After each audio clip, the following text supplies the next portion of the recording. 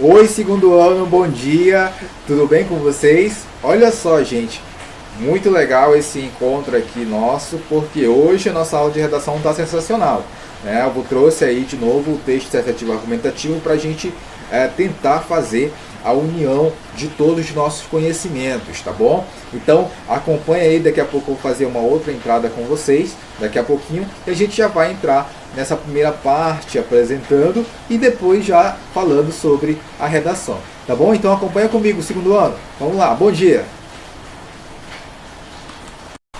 Bom dia, alunos, tudo bem com vocês? Mais uma vez, professor Paulo, né? Espero que esteja tudo bem com vocês, porque quero desejar primeiramente um bom dia para todos, tá bom? Que seja um dia ótimo, um dia em que as coisas boas estejam nos acompanhando hoje, né? E sempre também, beleza? Então fica aqui o meu abraço a vocês.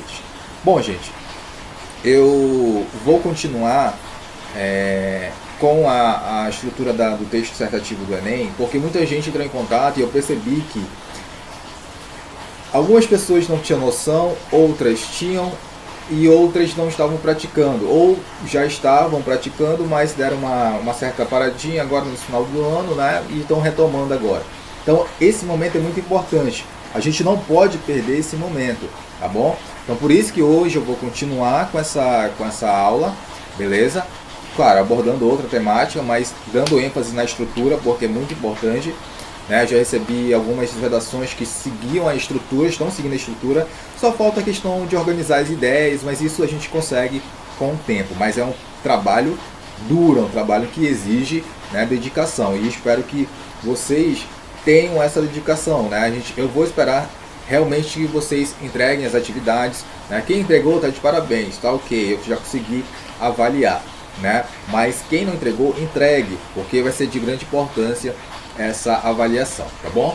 Bom, ali, gente, nós temos então um texto base, um texto de apoio, tá bom? Que da redação do Enem de 2014, e nós vamos ler para ver qual é a ideia que será nos passado, tá bom? Olha só, texto 1. Aprovação em abril de 2014 de uma resolução que considera abusiva a publicidade infantil emitida pelo Conselho Nacional de Direitos da Criança e do Adolescente, CONADA, deu início a um verdadeiro cabo de guerra envolvendo ONGs de defesa dos direitos das crianças e setores interessados na continuidade das propagandas dirigidas a esse público. Elogiada por pais, ativistas e entidades, a resolução estabelece como abusiva toda a propaganda dirigida à criança que tem a intenção de persuadi-la para o consumo de qualquer produto ou serviço e que utilize aspectos como desenhos animados, bonecos, linguagem infantil, trilhas sonoras com temas infantis, oferta de prêmios, brindes ou artigos colecionáveis que tenham apelo às crianças. Ainda há dúvidas, porém, sobre como será a aplicação prática da resolução. E associações de anunciantes, emissoras, revistas e de empresas de licenciamento e fabricantes de produtos infantis criticam a medida e dizem não reconhecer a legitimidade constitucional do CONADA para legislar sobre a publicidade e para impor a resolução tanto às famílias quanto ao mercado publicitário. Além disso, defendem que a autorregulamentação pelo Conselho Nacional de Autorregulamentação Publicitária, CONAR, já seria uma forma de controlar e evitar abusos. Muito bem, legal. A gente vê uma disputa muito grande, né, entre dois polos. Texto 2. Aqui deixa eu só tentar aumentar aqui a letra para ficar melhor. Beleza. Precisamos preparar a criança desde pequena para receber as informações do mundo exterior, para compreender o que está por trás da divulgação de produtos. Só assim ela se tornará o consumidor do futuro, aquele capaz de saber o que, como e por que comprar, ciente de suas reais necessidades e consciente de suas responsabilidades consigo mesma e com o mundo. Então a gente já vê no texto 2 uma visão diferente, uma visão de apoio a essa questão da publicidade. E vamos ver aqui o texto 3, que é uma imagem, é um gráfico, né? Então vamos lá. A publicidade para crianças no mundo. Autorregulamentação aqui essa primeira imagem, não há leis nacionais, o setor cria normas e faz acordos com o governo. Então, onde que está isso daqui? Ó? Nos Estados Unidos, no Brasil, olha aí que legal, certo? E aqui nessa outra imagem, alerta, mensagens recomendam consumo moderado e alimentação saudável. Tá? Aqui, cadê? Tem algum lugar? Aqui no Chile, né? O Chile também faz o uso da proibição parcial. Tá? Comerciais são proibidos em certos horários ou para determinadas faixas etárias, ok? Então eu estou observando isso daqui, né? Onde tem mais? Na Irlanda também, no Reino Unido, na Suécia, na Dinamarca, na Bélgica e na Coreia do Sul também, certo?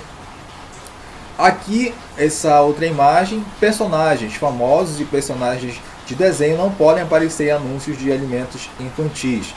Na Suécia nós temos isso, no Reino Unido e só. A Austrália também tem a questão da autorregulamentação, tá bom? Não há leis nacionais, o setor cria normas e faz de acordo com o governo, tá? Entra em acordo ali com o governo. E aqui essa última imagem, proibido, né? Permitido nenhum tipo de publicidade para crianças. No Canadá, olha aí, no Canadá, cadê mais? Na Noruega e só. Né? Então na Noruega e no Canadá. Então vocês percebem que aqui no Brasil existe a questão da autorregulamentação, né? Não há leis nacionais, então há um acordo entre os setores publicitários e o governo para justamente tentar entrar no consenso do que deve ser feito, tá bom? Então, gente, o tema da redação do Enem 2014 foi publicidade infantil em questão no Brasil, certo? Beleza, show de bola. Olha só, deu a perceber que essa questão, vocês lembram daqueles programas infantis que abordavam justamente isso daqui, ó? Cadê, ó? Consumo de qualquer produto, né? Desenhos animados, bonecos, né? Utilizando esses produtos, né? Linguagem infantil, trilhas sonoras com temas infantis, oferta de prêmios. Tinha um programa muito famoso no SBT, acho que todo mundo chegou a assistir, né, que ele premiava, dava videogame, enfim, fazia vários prêmios, utilizava uma linguagem mais infantil, utilizava trilhas sonoras. Então isso, gente, é alvo de muita discussão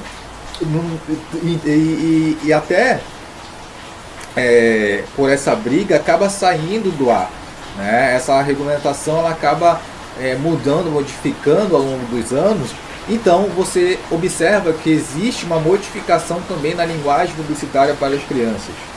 Você percebe hoje que, tudo bem, professor, é uma linguagem mais, digamos assim, não tão infantil, mas é uma linguagem mais, digamos assim, mais própria para a criança. Certo? Então você tem certos recursos que a publicidade utiliza para vender esses produtos, beleza? Vamos lá para a estrutura. Só diminuir mais um pouco, beleza. Então aquela estrutura da introdução, contextualização do tema, ou tópico frasal, mais a problemática da realidade brasileira, ou repertório sociocultural, mais a tese. Olha só como essa candidata ela faz, redação nota 1000 aqui, tá? Vocês vão perceber, eu vou fazer uma pergunta para vocês ao final, tá bom? Olha só. A revolução técnico-científica do século XX inaugurou a era da informação e possibilitou a divulgação de propagandas nos meios de comunicação, influenciando o consumo dos indivíduos de diferentes faixas etárias.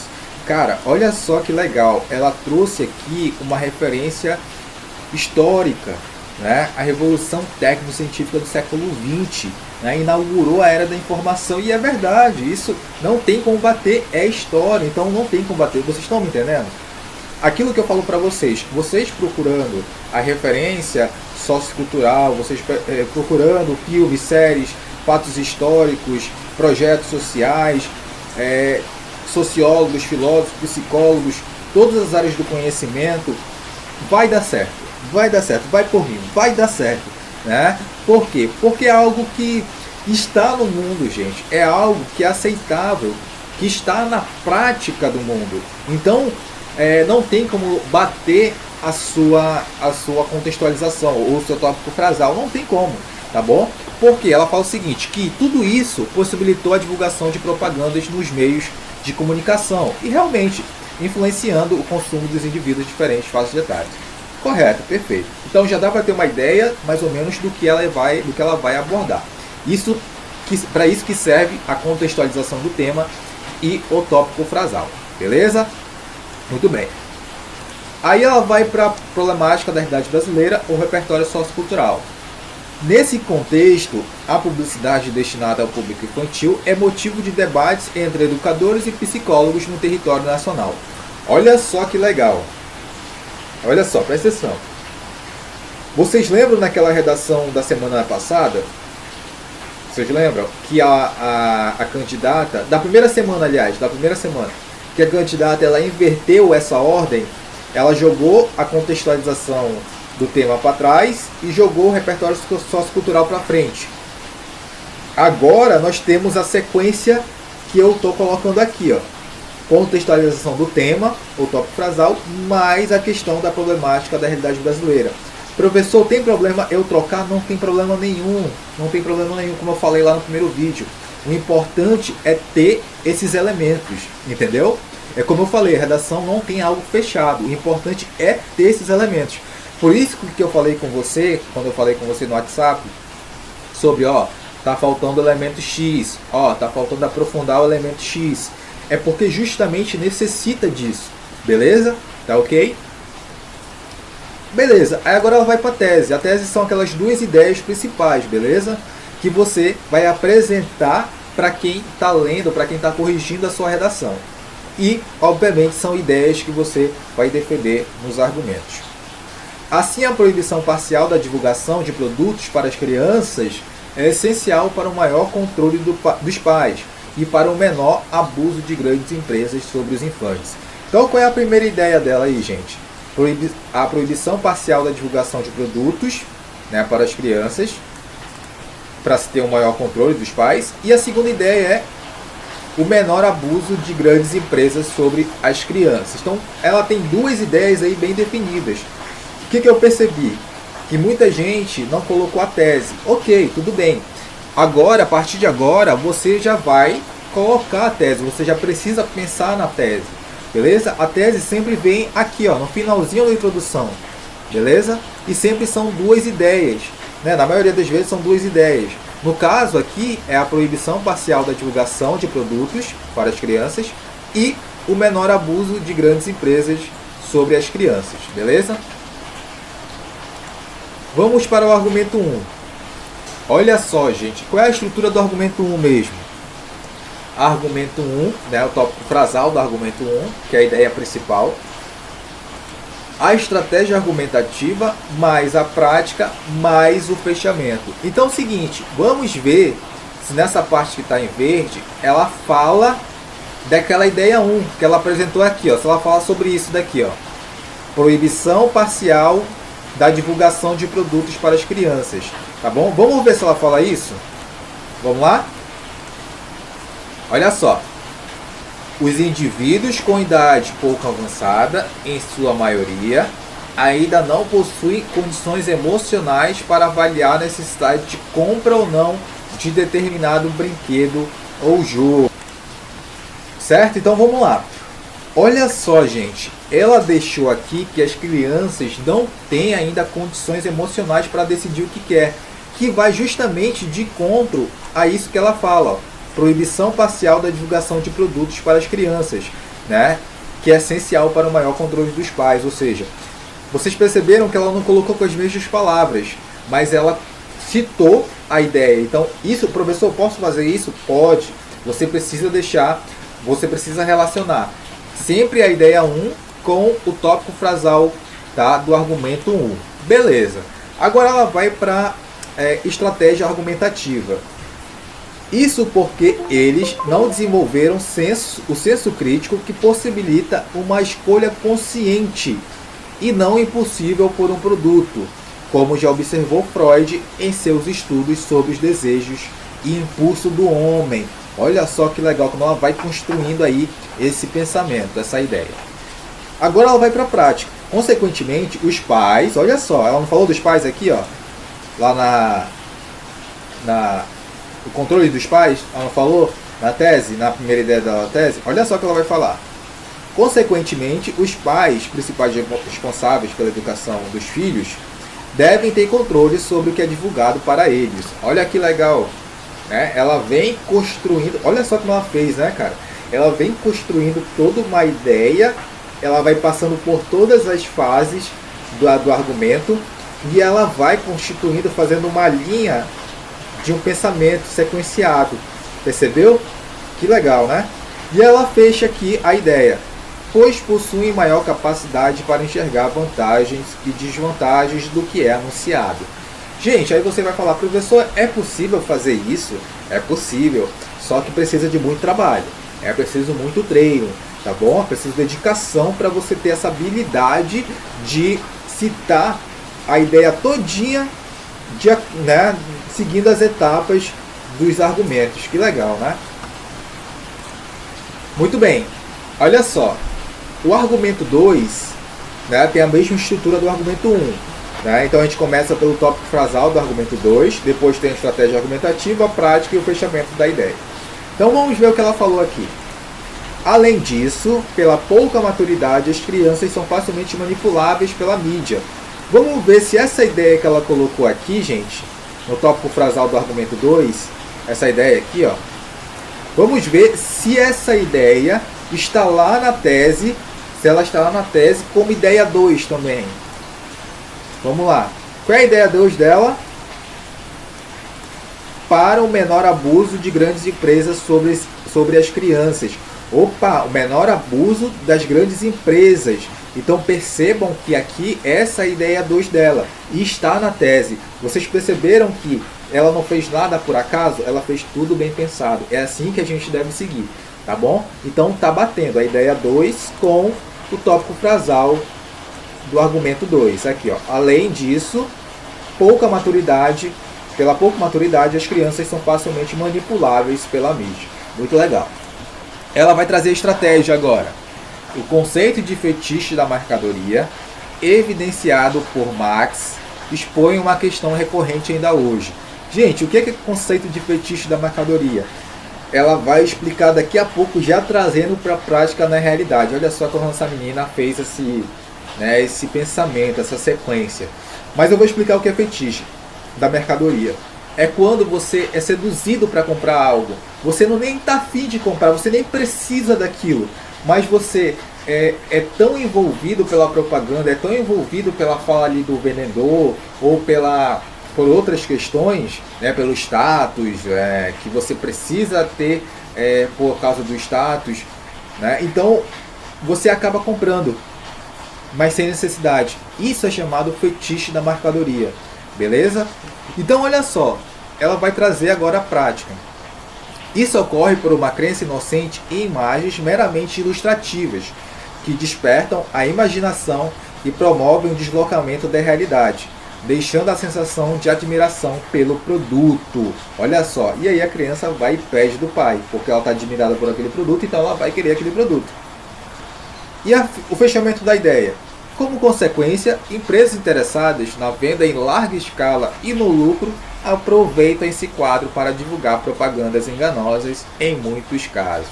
Muito legal, né? Muito boa esse raciocínio. Vocês perceberam que ela fez em poucas linhas? Ela não fez um texto tão grande. Isso é importante citar também, que naquele texto da semana passada e da semana retrasada, os textos, os parágrafos eram maiores. E aqui ela conseguiu de maneira bem concisa e de maneira bem consciente, né, pôr a sua ideia. Na conclusão, gente, vamos para a conclusão. Olha só, nós temos a conclusão, a retomada sucinta da ideia geral do texto, certo? E depois nós temos a nossa proposta de intervenção, com aqueles elementos de sempre, tá, gente? Agente, mais ação, mais modo, mais detalhamento, mais finalidade, objetivo, mais fechamento. Professor, eu preciso ter todos esses elementos? Sim, a única exceção aqui que ainda dá para fazer é o detalhamento. Só que se você pôr o detalhamento é muito melhor, porque o corretor vai por mim.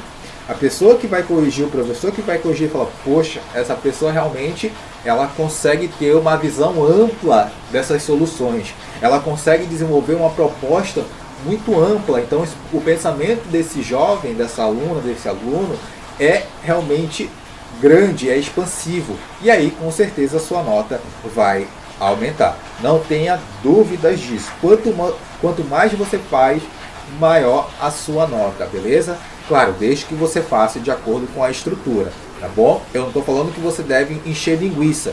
Eu digo que você deve ser pontual. Tem a estrutura ali? Então eu vou fazer sobre aquela estrutura, beleza? Vamos ver como ela fez essa conclusão. Levando em consideração as ideias apresentadas, então ela fez aqui a retomada sucinta da ideia geral do texto, certo? De maneira bem rápida. E agora, gente, ela vai para a proposta de intervenção, certo? Qual é a proposta de intervenção dela? Olha só, ela vai trazer primeiro o agente, depois a ação, o modo e a finalidade, né? Então, olha só, o Ministério da Justiça, junto ao Ministério das Comunicações, o que eles devem fazer? Qual é a ação? Eles devem propor regulações em relação à publicidade infantil, permitindo o controle de responsáveis e impedindo ações irresponsáveis de muitas empresas. Legal, olha só essa ação dela. Perfeito, perfeito. Bom, mas como que eles vão fazer isso? Qual o modo? Faz-se necessário, então, que propagandas com conteúdo infantil sejam direcionadas aos responsáveis em horários mais adequados. À noite, por exemplo. Para quê? Qual é a finalidade disso? A fim de evitar o consumo excessivo dos anúncios pelas crianças. Então, olha só que legal, né? Fazer uma reestruturação dessas propagandas. E aí o pai olha, né? O pai que é responsável da criança, o pai olha e vê, ó, aquilo é necessário para a criança, aquilo não é, né? E evita essa questão de consumismo da criança, de querer sempre aquilo, de querer sempre o brinquedo, de querer sempre alguma coisa, sendo que não é necessário, sendo que tem tudo em casa, né? E a criança, por uma questão de publicidade, de questão de consumo ali da TV e tudo mais, acaba pedindo porque é influenciada. Ademais, o que acontece? Ademais é o que, gente? Vocês sabem qual é esse elemento de conexão? O ademais significa a mesma coisa que além disso. A mesma coisa do que além disso. Então, o ademais ele é uma conjunção de adição, que dá a ideia de adição. É a mesma coisa que eu estivesse falando assim, ó. Não acabou por aí, tem mais coisa por aí. Então eu coloco ademais, beleza? E é uma palavra extremamente formal. Ademais, o governo federal, que é o agente, outro agente, olha só, deve promover uma central nacional de reclamações para denúncias de pais. Então, o governo federal deve fazer o quê? Qual é a ação? Promover uma central nacional de reclamações para denúncias de pais. Como? Como que eles vão fazer isso? Via internet ou telefonema. Com qual finalidade? Para que avaliem determinada informação como abusiva ou desnecessária na mídia. Olha aí que legal, uma outra proposta muito boa, certo? E como que ela finalizou esse texto? Assim, os infantes ou as crianças viverão com maior segurança e proteção. Pronto, bem simples, bem sucinta, só fez fechar a ideia. Porque com essas soluções, elas certamente viverão com mais segurança e proteção. Pronto, acabou. De maneira bem simples, de maneira bem rápida e de maneira bem coerente, tá bom? Então vocês perceberam que aquelas redações anteriores, né, que são mais atuais, possuem os períodos dos parágrafos maiores e mais densos. E essa redação aqui de 2014, o que acontece? Você percebeu que ela fez de maneira mais concisa, mas seguindo a estrutura. Então vocês percebem que há uma evolução dentro da redação do Enem. Sim, pessoal, quanto mais se passa os anos, mais, digamos, critérios vão sendo criados. Mais rigoroso fica o critério. Por isso que é importante começar a estudar redação desde cedo, né? Desde o nono ano, fazendo esse trabalho, ok? Então, gente, vocês perceberam, a gente vai terminar essa estrutura, por enquanto, por aqui, ok? Eu vou retomar daqui a 3 aulas esse material, tá bom? Por quê? O que vocês vão fazer na prova de redação? Vocês vão seguir essa estrutura. Eu vou dar um tema para vocês e vocês vão seguir essa estrutura aqui que eu estou passando. Não vai ser nada além disso. Eu quero que a gente tenha nosso objetivo bem traçado, que é justamente tentar montar esse texto dissertativo argumentativo para todos os vestibulares, tá bom? Então vocês perceberam, gente, essa evolução, tá bom? Beleza. Qual é a atividade de vocês? O que vocês vão fazer? Olha só, pega um caderno, já começa a anotar, tá bom? Lá vocês separaram uma matéria só para redação, né, gente? Porque é necessário, não pode misturar com literatura, senão depois fica tudo bagunçado, ou então com língua portuguesa. Separa, tá? Língua portuguesa, literatura, redação. O que você vai fazer na atividade de hoje? Selecione 4 referências socioculturais a respeito do tema publicidade infantil em questão no Brasil, para utilizar na sua redação. Que nem você fez na aula passada. Você vai pegar 4 referências culturais, você pegou 7 na semana passada, né? Hoje você vai pegar 4. Tá vendo como a gente está diminuindo, está reduzindo? De acordo com o que a gente vai trabalhando, a gente vai reduzindo também, para ficar mais conciso, mais sucinto. Beleza? Ok. Feito isso, o que você vai fazer? Você vai ter um pouquinho mais de trabalho hoje. Porque você vai elaborar 3 ideias, você vai pegar o assunto publicidade infantil em questão no Brasil. Você vai pegar o assunto e vai falar, meu Deus, o que eu sei sobre esse assunto? Se você não sabe, você vai pesquisar na internet e vai elaborar 3 ideias que você acredita que seja pertinente. 3 ideias que você acredita que seja que tem um valor em relação à argumentação. Falar, não, isso daqui eu posso abordar. Isso daqui realmente é relevante para esse tema. Isso daqui eu posso realmente colocar na redação, né, lá na tese, e o professor falar, não, beleza, é exatamente isso, ok? Olha só, então você vai elaborar 3 ideias que acredito que seja pertinente, né, para defender em relação a essa temática. Então você vai pegar essas 3 ideias, você acredita que essas ideias sejam pertinentes, então você vai escrever lá no caderno. O que você vai fazer depois disso? Você vai descartar a ideia que menos lhe agrada. Ou seja, de 3, você vai descartar uma, então vão ficar 2. Beleza? Sendo assim, essas 2 que lhe agradam, essas 2 ideias que lhe agradam, olha só, essas 2 ideias, elas vão ser o que, gente? A tese. Por quê?